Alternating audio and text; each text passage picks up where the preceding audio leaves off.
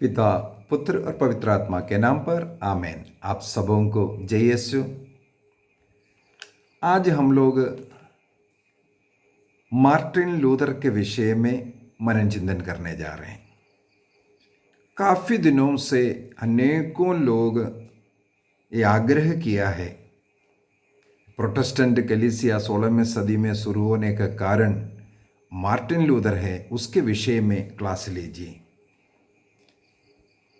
मैं भी काफ़ी दिनों से उसके लिए पढ़ाई कर रहा था। जितना भी उपलब्ध मटेरियल से है उसका रेफरेंस लेते हुए काफ़ी नोट्स मैंने बनाया ताकि कोई गलती ना हो। इस पढ़ाई में मुझे भी बहुत कुछ जानकारी मिला है। मार्टिन लूथर ज़रूर 16वीं सदी में प्रोटेस्टेंट जो कलीसियाओं का प्रारंभ किया, लेकिन हमें मालूम है उससे पहले मैंने पूर्व में एक क्लास में बताया था, ईसा मसीह के समय जैसे हम लोग सीखा है यूहन्ना के सुसमाचार अध्याय 6 के अंदर, जब प्रभु ईसा मसीह ने मेरे शरीर मेरा रक्त इसको खाना है, स्वर्ग राज्य के लिए अनंत जीवन के लिए मेरा शरीर सच्चा भोजन है, मेरा रक्त सच्चा पेय है, ये सब जब सिखाया, अनेकों शिष्य लोग ईसा मसीह को छोड़ करके गया। इनकी शिक्षा बहुत कठिन है, समझने में नहीं आता। तो ईसा मसीह के समय से मसीह को छोड़ करके प्रोटेस्ट कर करके जाने वाले उनके शिष्य थे, वो आज भी जारी है। इसलिए कभी ये नहीं सोचना केवल मार्टिन लूथर ने कलीसिया को तोड़ा, ये गलत विचार है। उससे पहले ग्रेट सिज्म जो कहते हैं, जो वेस्टर्न चर्च और ईस्टर्न चर्च जो अलग हुआ था, ये सब घटनाएं इससे पूर्व में हुआ है। मैं इसका भी एक क्लास ले चुका है, इसलिए सीधा मार्टिन लूथर में जाते हैं। मार्टिन लूथर का जन्म 10 नवंबर 1483 में हुआ। 10 नवंबर 1483 में जर्मनी में।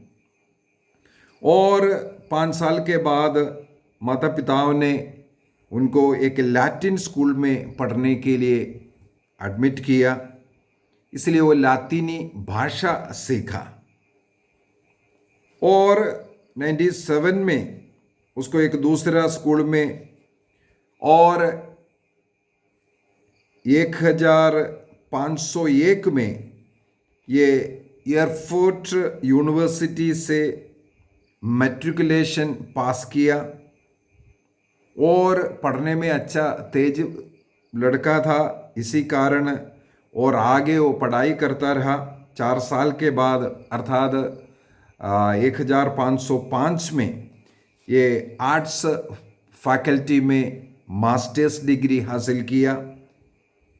इसके बाद पिता की इच्छा के अनुसार उनके सामने 3 ऑप्शन था, उनमें से उन्होंने लॉ सीखने का ऑप्शन चुना। तब एक घटना उसके जीवन में हुआ। वो घटना इस प्रकार से है, वो कहीं जा रहा था, उस समय पर एकदम बिजली के साथ आंधी तूफान में वो फंस गया था। जब अचानक आए हुए उस बिजली आंधी तूफान में ये बहुत ज़्यादा डर गया, और उस बिजली कड़कते ही संत ऐन का मदद मांगे, हे संत आन मेरी मदद कीजिए। और उस समय पर उन्होंने संत आन से एक प्रॉमिस किया, यदि आंधी तूफान से मेरी रक्षा होगी, मैं आगे का जीवन एक हर्मिट बनकर के, एक सन्यासी बनकर के प्रभु के लिए अपना जीवन अर्पित रहूंगा। ये जुलाई महीने की घटना था, और तुरंत उन्होंने उस आंधी तूफान धम किया और उससे बच गया, लेकिन उनके मन में बहुत भयंकर डर आ गया था। इस कारण वो पढ़ाई को लॉ जो पढ़ाई कर रहा था उसको बंद कर करके 17 जुलाई 1505 में अगस्टीनियन ऑर्डर में एक पुरोहित बनने के लिए मोनास्ट्री ज्वाइन किया। ये पिता का इच्छा नहीं था, पिता बिल्कुल नहीं चाह रहा था। पिता चाहता था एक अच्छा लॉयर बने, अपना जीवन को अच्छा संभाले, लेकिन वह अपने उस घटना और संदान जो है, जो माइनरिंग करते हैं उनका संत है, पैटर्न संत है। इनके पापा जो है एक माइनर है, इसी वजह से संत आन के साथ इनका बहुत भक्ति चलता था। तो संत आन के सामने ली हुई उस वादा के अनुसार मार्टिन लूथर ने एक पुरोहित बनने के लिए ज्वाइन किया। 15 सितंबर 1505 में नोविस में प्रवेश किया। इसके बाद मई 1507 में करीब 2 साल के बाद ये पुरोहित बनते हैं। ये उस समय के रीति के अनुसार है। इसके बाद पुरोहित बनने के बाद मिस्सा सब अर्पित करने के बाद वो थियोलॉजी पढ़ने के लिए जाते हैं। इस प्रकार वो थियोलॉजी फिर पढ़ने के लिए, इसके बीच में उनका ट्रांसफ़र हुआ, लेकिन वो पढ़ाई में इच्छा रखते हुए थियोलॉजी पढ़ने के लिए गए और 1512 में थियोलॉजी में ये डॉक्टरेट भी लिया। इसलिए विटनबर्ग यूनिवर्सिटी में एक प्रोफेसर का जो कार्य भी करने लगा। वहाँ पर इन अगस्टीनियन ऑर्डर का जिम्मेदारी था जो बाइबल स्टडी का जो क्लास लेना। उसके लिए मार्टिन लूथर ने चुना गया क्योंकि उन्हें थियोलॉजी में डॉक्टरेट मिल गया था। बाइबल स्टडी का कई, जैसे साम है, सेंट पॉल का लेटर्स हैं, ऐसे कई पार्ट इनको वहाँ पर सिखाने का अवसर मिला। इसलिए वो अधिक उसके अंदर गहराई से पढ़ना भी शुरू किया। उस पीरियड में संत पापा लियो 10वें ने रोम में सेंट पीटर्स बसिलिका का नवीनीकरण के लिए पैसों का जरूरत था। उस पैसा इकट्ठा करने के लिए जो दंडमोचन, जो संत पापा हर साल घोषणा करते हैं, दंडमोचन का घोषणा, दंडमोचन क्या है, इंटेलिजेंस क्या है, इसका एक क्लास में ले चुका हूँ। यदि आप लोगों ने देखा नहीं है तो उसको देख लीजिए, मैं कोशिश करूँगा उसका लिंक इसमें डालूँगा। इस इंटेलिजेंस या दंडमोचन उससे कहते हैं पाप मुक्त, जो पाप है उसका जो कालिक दंड है, उन कालिक दंडों से कलीसिया को जो मिले हुए अधिकार के साथ उसमें जो रियायत देते हैं उसको इंटेलिजेंस कहते हैं, दंडमोचन कहते हैं। कलीसिया को हमें मालूम है पाप क्षमा करने का अधिकार मिला हुआ है। जिस व्यक्ति अपने पापों के लिए पश्चाताप कर, पापों को छोड़ने का निर्णय कर, पाप स्वीकार करते हैं, पुरोहित द्वारा उन्हें पाप मुक्ति मिलता है। ये पाप मुक्ति का अधिकार ईसा मसीह ने स्वयं शिष्य लोगों को दिया।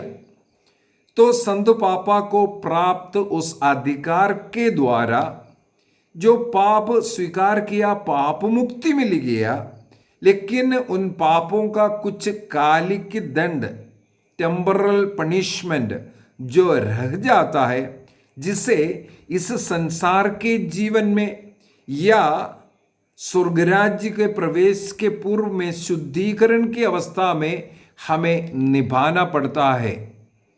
उसमें जो रियायत देने को दंड मोचन कहते हैं। तो वहां पर संत पेत्रुस के नाम पर सेंट पीटर्स जो बेसिलिका रोम में जो निर्माण में था, उसके लिए पैसा इकट्ठा करने के लिए लियो 10वें ने दंड मोचन को बेचने का एक आदेश दिया। बेचने का मतलब है कोई भी व्यक्ति यदि अपने प्रियजनों का के लिए दंडमोचन कमाने के लिए यदि इस दंडमोचन को खरीद सकता है, पैसा दे दो इतने दिन का दंडमोचन मिलेगा। जैसे हमें मालूम है कलीसिया में जो दंडमोचन का प्रक्रिया साल में कई बार हम लोगों को दंडमोचन मिलने के लिए अवसर मिलता है। प्रतिदिन भी हम लोग अपने जीवन में दंडमोचन कमाते रहने के लिए, हो सकता है हमारे प्रार्थनाओं के द्वारा, मिस्सा बलिदान के द्वारा, पुण्य कर्मों के द्वारा हम इसे कमा सकते हैं। रोज हम लोग इस दंडमोचन को इस प्रकार कमा सकते हैं। कलीसिया निर्धारित किया हुआ उन बातों को, उन प्रार्थनाओं को, उन कर्मों को करते हुए इस दंडमोचन को हम लोग कमाते हैं। उदाहरण के लिए यदि कोई मिस्सा बलिदान में भाग लेते हैं पूर्ण रूप से और योग्य रीति से परम प्रसाद को ग्रहण करते हैं, इसके बाद संत पापा का और कैथोलिक कलीसिया के जो ज़रूरतों का के लिए जो मध्यस्थता करते हुए जो प्रार्थना, एक हे पिता हमारे, जो प्रणाम मरिया और एक पवित्र तृत्व की स्तुति विनती करते हैं, तो उसके द्वारा हम एक पूर्ण दंडमोचन कमाते हैं। यदि हम लोग 1 घंटा प्रभु की आराधना में भाग लेते हैं या आधा घंटा बाइबल पढ़ते हुए, बाइबल में मनन चिंतन करते हुए रहते हैं, या हम क्रूस की रास्ता करते हैं, रोजरी माला सामूहिक रूप से करते हैं, इनके द्वारा भी हम लोग दंडमोचन कमाते हैं। गरीबों का मदद करना, मृतकों का दफन विधि में भाग लेना, अनेकों ऐसा अवसर है। जैसे बिशपों का जो ऑर्डिनेशन, प्रीस्ट ऑर्डिनेशन, इनमें भाग लेना, इनमें सब में कलीसिया द्वारा हमें दंडमोचन कमाने का अवसर दिया है। मैंने एक क्लास में ये भी सिखाया था, यदि हम लोग क्रूस का चिन्ह वो प्रार्थना के साथ सही तरीके से अपने शरीर में वो क्रूस का चिन्ह अंकित करता है, उसमें भी 100 दिन का दंडमोचन मिल रहा है। तो दंडमोचन का प्रावधान कैथोलिक कलीसिया में है, लेकिन संत पापा लियो 10वें ने उसको पैसे में, क्योंकि पैसे की जरूरत था उस समय पर, पैसे के साथ पैसा लेकर के ये दंडमोचन देने का घोषणा किया और उसका प्रचार करने के लिए अनेकों ऐसे प्रचारकों को भी भेजा। 1517 में इस प्रकार एक डोमिनिकन पुरोहित जॉन तेत्सल जर्मनी विजिट किया। वहाँ के जर्मन उस समय पर भी बहुत धनी राष्ट्र है, धनी जगह है, और वहाँ पर जाकर के लोगों के बीच में पैसा कमाने का उद्देश्य से प्रीचिंग करना शुरू किया। जहाँ मार्टिन लूथर पुरोहित था, उन्होंने इस विषय में सुना ये सही नहीं है, इसके विरुद्ध में वो बोलना, प्रचार करना शुरू किया। साथ ही साथ वो जिस यूनिवर्सिटी में काम कर रहा है, उस यूनिवर्सिटी के विद्यार्थियों के बीच में, अन्य प्रोफेसरों के बीच में और इसको फैलाया, और ऐसे करने वाले पुरोहितों को डिबेट के लिए उन्होंने निमंत्रण दिया और वचन के अनुसार वो खंडन करने लगे। ये अधिकार पोप को नहीं, पाप स्वीकार का खंडन करना शुरू किया। कई प्रकार का ये दंडमोचन कन्फेशन के विरुद्ध में और पोप के अधिकार के विषय में और शोधकाग्नि पर्गेटरी के विषय में मृतकों के लिए मिस्सा अर्पित करने के विषय में। इस प्रकार कई बातों पर इससे जुड़ करके, जो दंडमोचन से जुड़ करके जो बातें हैं उस पर वो डिबेट करने के लिए शुरू किया। अन्य लोगों को इसके विरुद्ध में वो सिखाना शुरू किया। और 31 अक्टूबर 1517, 31 अक्टूबर 1517, उस दिन इन्होंने जो 95 थीसिस, 95 जो थीसिस को, जो पॉइंट्स को लिख कर के वहाँ के ऑल सेंट्स जो कैथेड्रल है उसके दरवाजे पर चिपकाया। साथ ही साथ ये जो डोमिनिकन प्रीस्ट आया था उनका जो बिशप है, उस बिशप को भी उसका कॉपी भेज करके इसको मना करने के लिए उन्होंने कहा। इस आधार पर उस बिशप ने उसकी स्टडी किया और ये जो 95 पॉइंट्स बोला है, यहाँ पर मैं एक बात और क्लियर करना चाहूँगा, क्योंकि अनेकों लोगों का टिप्पणी मैंने सुना। मार्टिन लूथर ने 95 गलतियां जो चर्च में चल रहा है उसके विषय में लिखा करके कई लोग प्रचार कर रहा है, ये गलत है। मार्टिन लूथर का मेन पॉइंट इंटेलिजेंस था, दंडमोचन।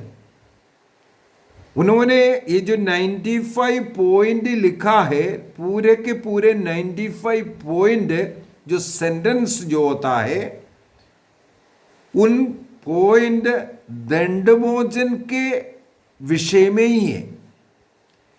दंडमोचन से जुड़े हुए अन्य बातों को लिखा हुआ है। कलीसिया के 95 गलतियों को दिखाया, ये बिल्कुल गलत प्रचार कर रहा है। मार्टिन लूथर ने उस समय पर जो बनाया हुआ है, मैंने पूरा 95 जो थीसिस है उसको मैं पढ़ाई किया।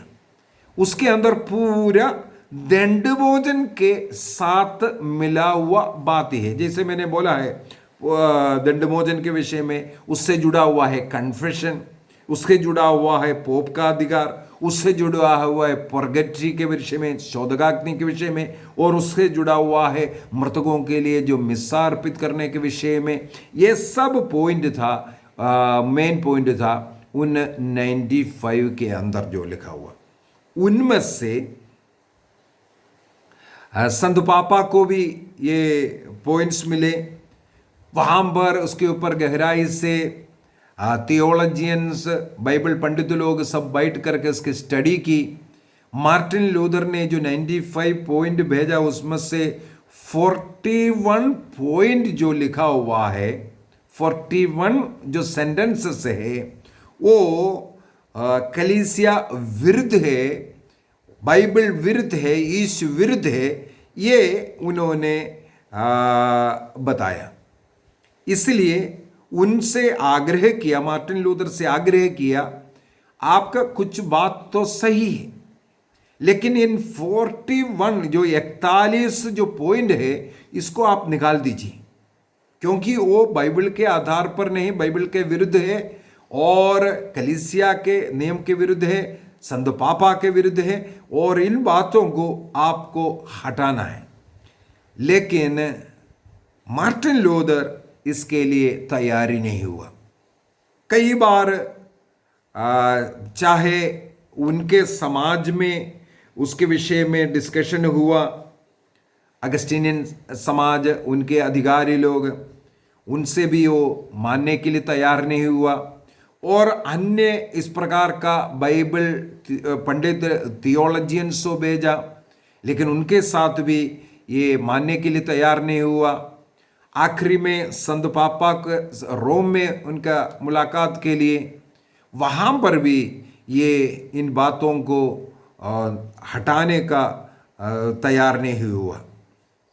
जैसे आजकल में भी एक डायलॉग रखता है, ये बाइबल में कहाँ लिखा है? परगेट्री शब्द कहाँ लिखा हुआ है बाइबल में? दंडमोचन शब्द बाइबल में कहाँ लिखा है? दिखाओ तब मैं मानूंगा। इस प्रकार बाइबल में दिखाओ, बाइबल में दिखाओ, बाइबल में दिखाएंगे, प्रूफ करेंगे, तब हटाएंगे, इस अड़ी में वो रहा।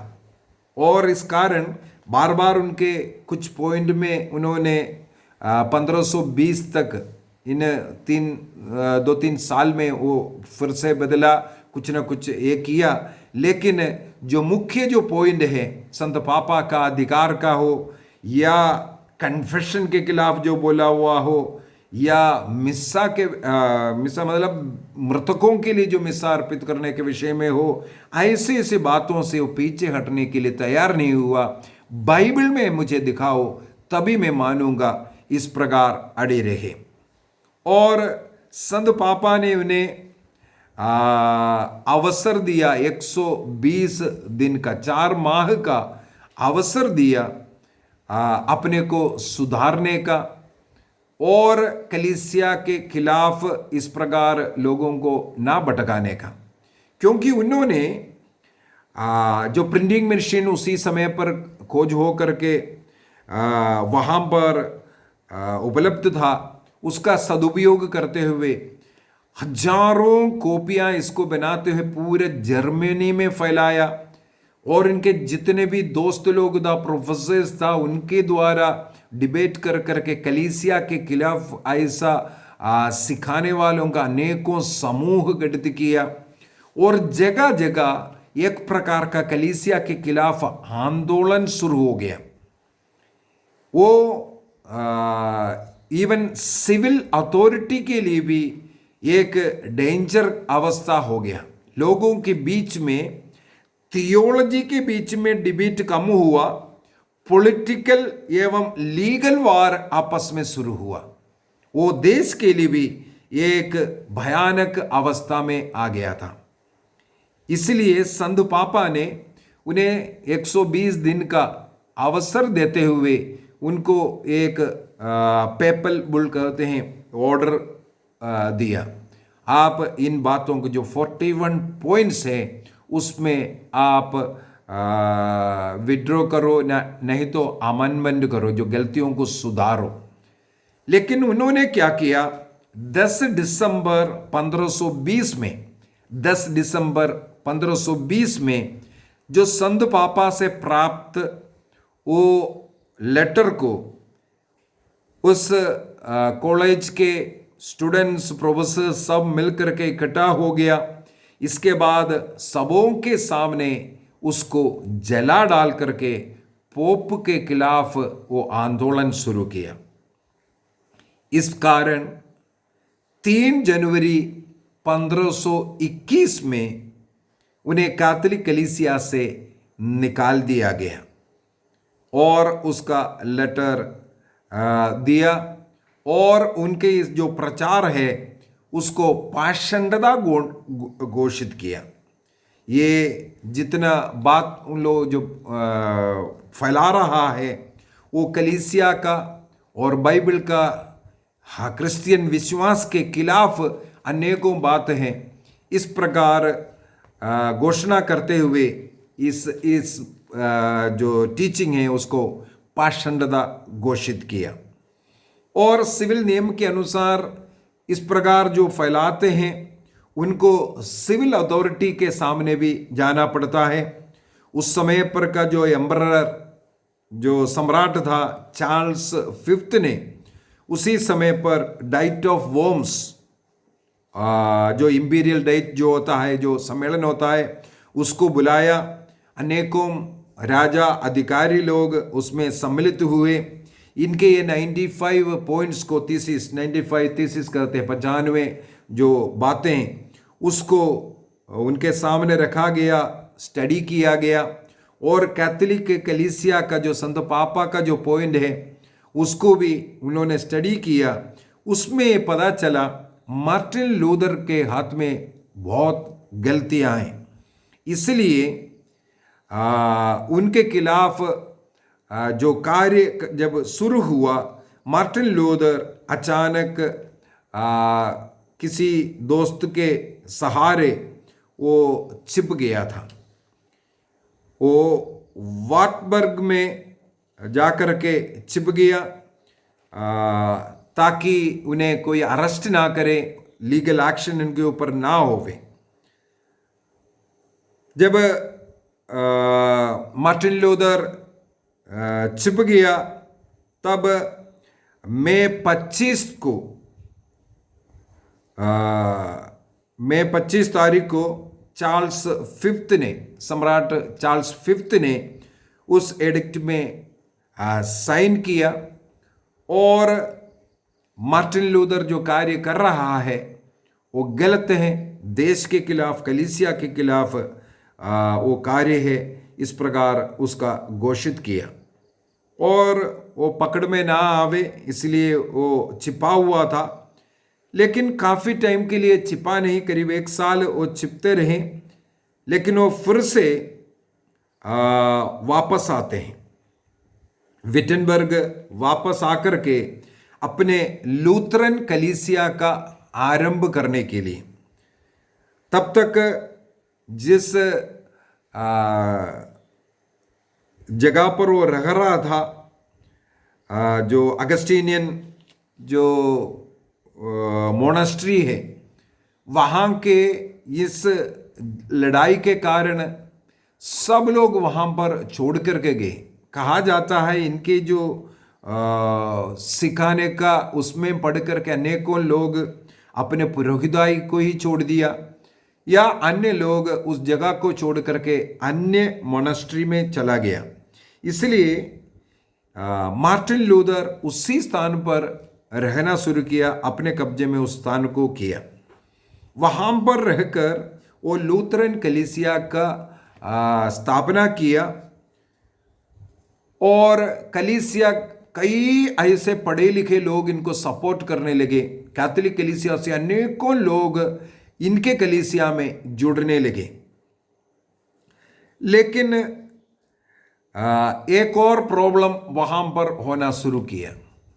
ये जो जुड़ने वाले जो प्रोफेसर्स में, अन्य थियोलॉजियन में कैथोलिक कलीसिया के खिलाफ और मुद्दा ढूंढना शुरू किया। कहा जाता है 1524 से मार्टिन लूथर के साथ भी उनका विवाद होना शुरू किया। इसलिए धीरे धीरे मार्टिन लूथर का पावर कम होने लगा। जो अन्य लोग जो विवाद उठा करके जो खड़े हो रहा है, उनका नाम ऊंचा उड़ना शुरू किया और अनेकों लोग उनका फॉलोवर बनने लगे 1524 से। और 1525 में मार्टिन लूथर का एक जिगरी दोस्त जो उनके साथ अब तक साथ दे रहा था, वह भी पवित्र यूक्रिस्त के विषय में मार्टिन लूथर से विवाद करना शुरू किया।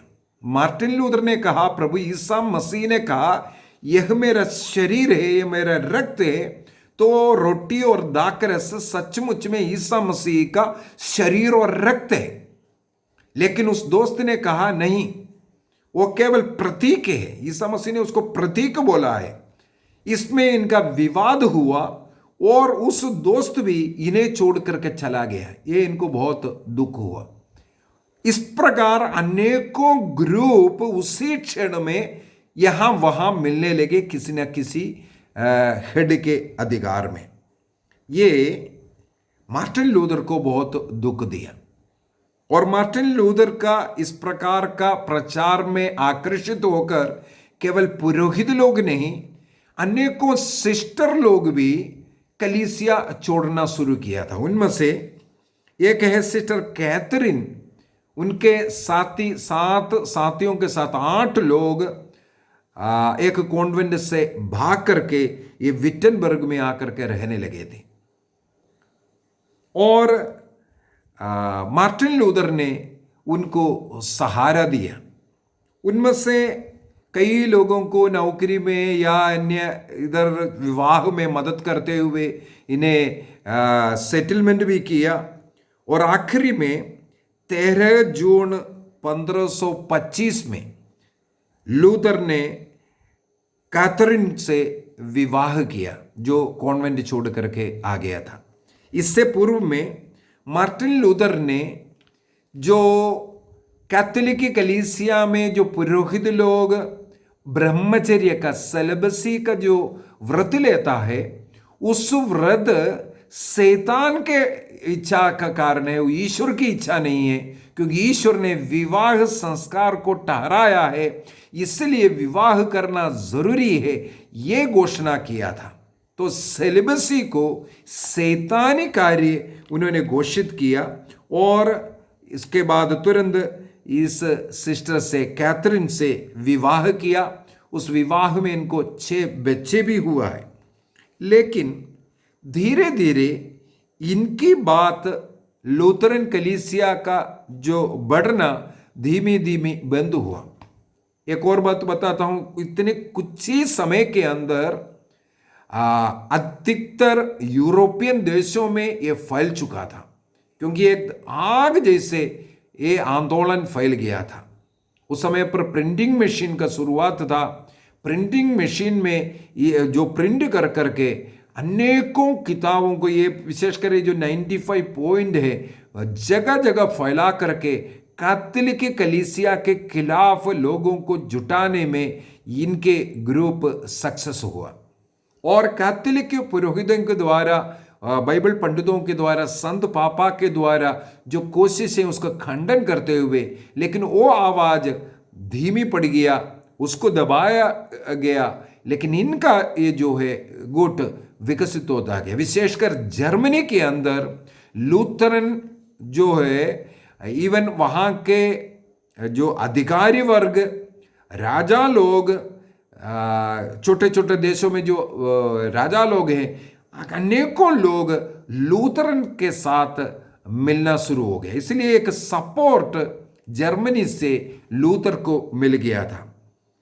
लेकिन अन्य ऐसे प्रोफेसर लोग अन्य गुटों को, अन्य अन्य पॉइंट जैसे मिस्सा बलिदान के खिलाफ, सांदों के खिलाफ, मूर्ति के खिलाफ, ऐसे ऐसे एक एक छोटा छोटा पॉइंट पकड़ करके एक एक समुदाय को जब बनाना शुरू किया, लूथर का नाम नीचे होने लगे, कम होने लगे। और साथ ही साथ लूथर अनेकों किताबों के द्वारा और जो कॉलेज में जो पढ़ा रहा था वहाँ पर भी कई बार कोशिश किया अपना इसको बनाए रखने के लिए। लेकिन अचानक 1530 में ये किडनी पेशेंट बनता है और काफ़ी शारीरिक पीड़ाएं इनके जीवन में शुरू हुआ। ये दिल से कमज़ोर होने लगे। उनके एक साथी 1538 में उनका एक बेस्ट फ्रेंड था, उनका आकस्मिक जो मृत्यु हुआ वो इनको बहुत ज़्यादा तोड़ा। और 4 साल के बाद 1542 में इनकी 2 बेटियों का मृत्यु हुआ, वो और भी इनको पीड़ा दिया। इन्होंने कई ऐसा लेटर भी लिखा है जो उन्होंने जो दिल से चाह रहा था, कैथोलिक कलीसिया के जो करेक्शन करने के लिए चाह रहा था, लेकिन उसको मैं नहीं चाह रहा था तोड़ने के लिए। लेकिन अन्य लोगों के बातों में आकर के अनेकों ऐसा गलतियां हुआ। और साथ ही साथ इनके ही साथी इन्हें छोड़ करके अनेकों अन्य गुट बनाना शुरू किया। ये सब बातें इनको बहुत दुख दिया। कहा जाता है 1546 में 18 फरवरी 1546 में जब इनका हार्ट अटैक में मृत्यु होता है 62 उम्र में, 62 इयर्स में। उससे पहले उनके एक दोस्त को 1545 में इन्होंने एक लेटर लिखा, वो लेटर उपलब्ध है। अपना टूटा हुआ हृदय से उन्होंने उस लेटर को लिखा उसमें ये भी बताया मैं बहुत निराश हूँ, हताश हूँ जो कुछ चल रहा है, और जो मृत्यु उसका भय, इसलिए आप मेरे लिए प्रार्थना कीजिए, एक अच्छा मृत्यु के लिए प्रार्थना कीजिए। और उन्होंने कोई लेटर लिखा था इनके मृत्यु के एक दिन पहले भी, क्योंकि वो मानसिक रूप से बहुत टूटा था। उसमें भी लिखा था मेरा ये आखिरी पत्र रहेगा। अगले दिन ही इनका मृत्यु हुआ। ऐसे ऐसे कई घटनाएं इनके जीवन में हुआ। तो 62वां उम्र में 18 फरवरी 1546 में मार्टिन लूथर का मृत्यु हुआ। अभी मार्टिन लूथर ने 31 अक्टूबर 1517 में ये जो 95 पॉइंटों का जो पत्र बनाया था, थीसिस 95 थीसिस कहते हैं, उसको बनाया था। वो प्रोटेस्टेंटिज्म का शुरुआत मानते हुए उस दिन को रिफॉर्मेशन डे के रूप में मनाते हैं प्रोटेस्टेंट लोग। अभी 2017 में 500 वर्ष का उन्होंने मनाया था।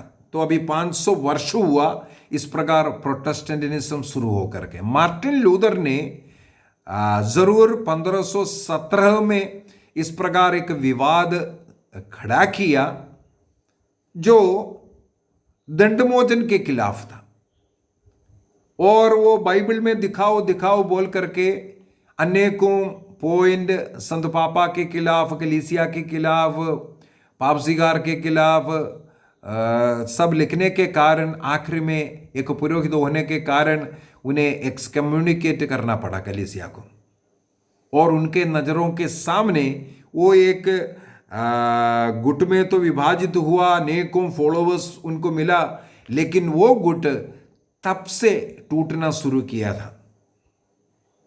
और आज कहा जाता है 40,000 से भी अधिक गुटों में बांटते जा रहे हैं, अभी भी बांटते जा रहे हैं, प्रतिदिन वो टूटते जाते हैं।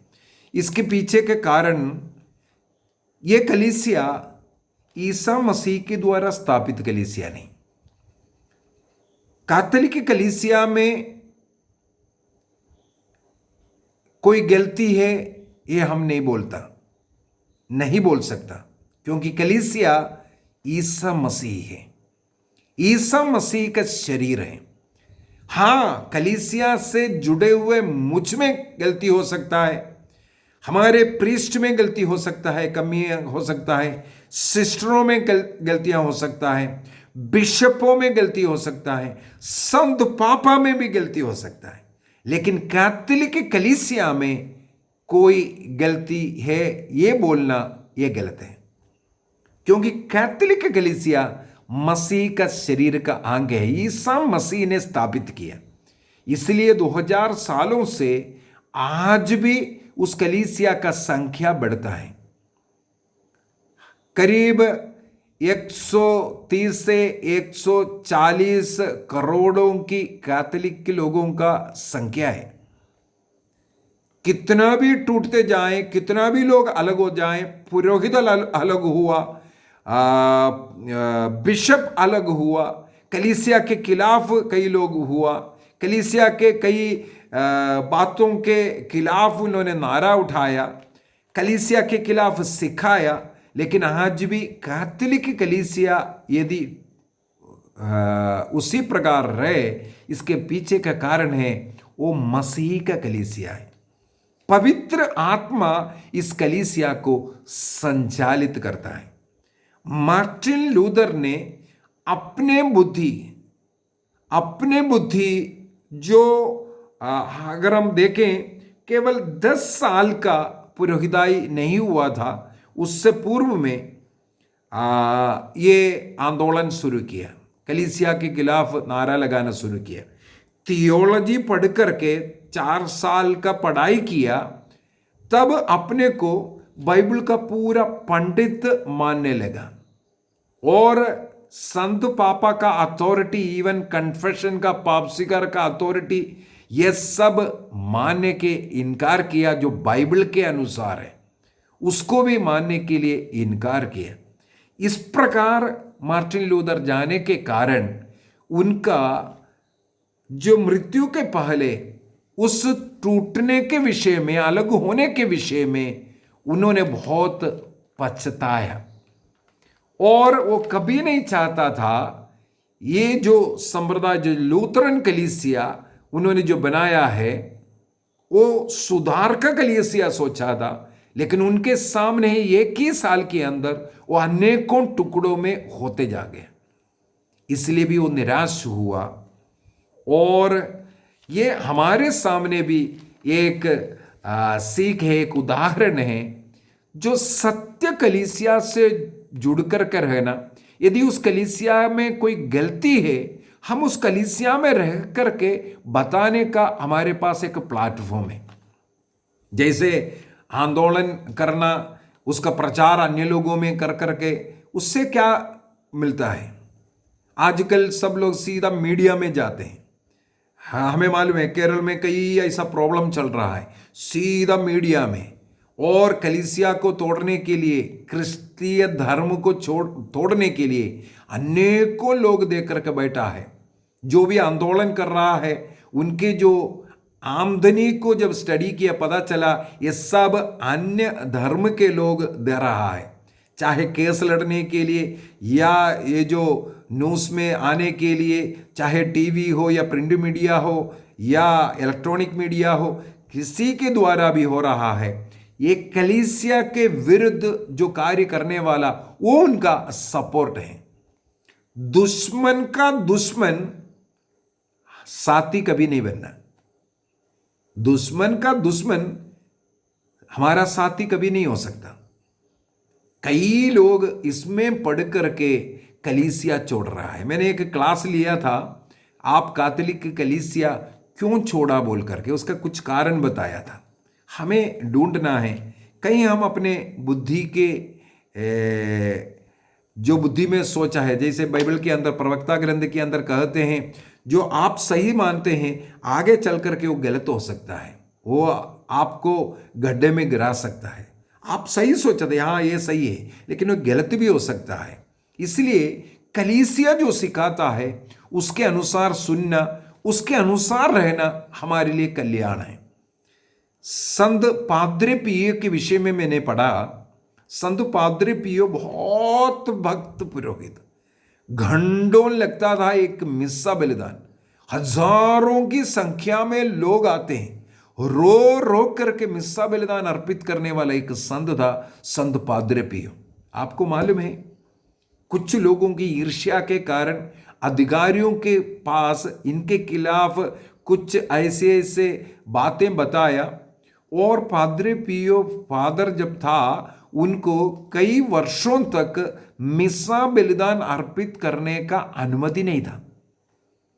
लेकिन एक आज्ञाकारी पुत्र के समान वो चुपचाप उन दिनों में रहे, केवल पर्सनल मिस्सा अर्पित कर सकता है, पब्लिक में जा नहीं सकता।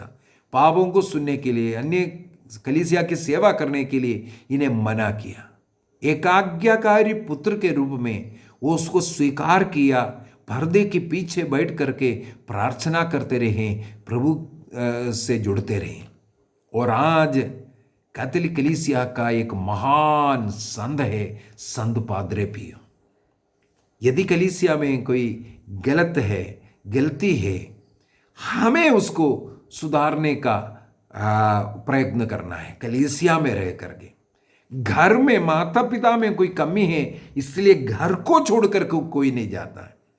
अपने बच्चों में यदि कोई गलती दिख रहा है, उसको सुधारने का प्रयत्न करता है, उसको घर से नहीं निकालता है, रिश्ता खत्म नहीं करता है। अनेकों लोग यही कार्य करता है। आइए हम अपनी आंखों को बंद करें, प्रार्थना करें प्रभु से। प्रभु ने पेतरुस रूपी चट्टान पर कलीसिया बनाया, पेतरुस को उस कलीसिया का अधिकार दिया, मेरे भेड़ों को चराओ ये अधिकार दिया। और पवित्र बाइबल में जहां कहीं भी पेतरुस के विषय में लिखा है पहला मुखिया, ईसा मसीह जी उठने के बाद मरियम मगदलीनी को यह संदेश दिया, तुम अपने प्रेरितों को, उन शिष्यों को जाकर के बताओ और पेतरुस को भी बताना।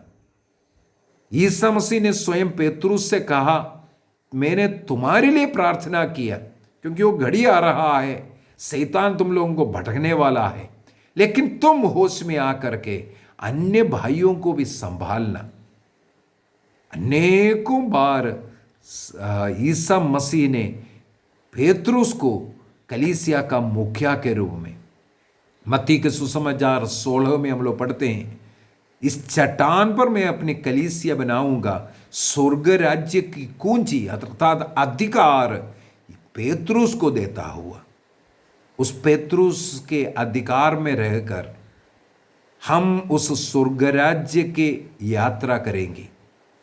इस कलीसिया से जुड़ने का मतलब है मसीह से जुड़ना। बपतिस्मा के द्वारा हम उस मसीह से जुड़ा, उस कलीसिया से जुड़ा, और जीवन के अंत तक इस कलीसिया से जुड़कर रहकर स्वर्ग में जाने का प्रयत्न करेंगे। निर्णय कीजिए।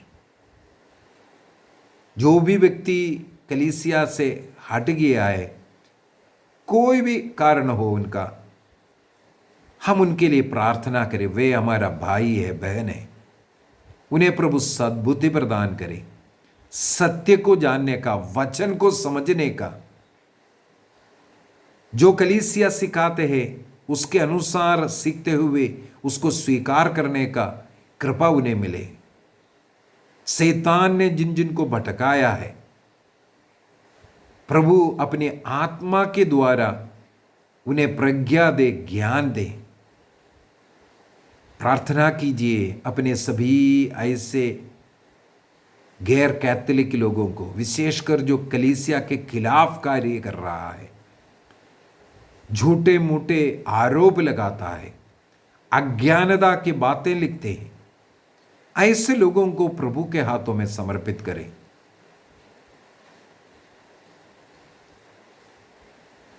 पिता, पुत्र और पवित्र आत्मा के नाम पर आमीन। आप सबों को जय यीशु।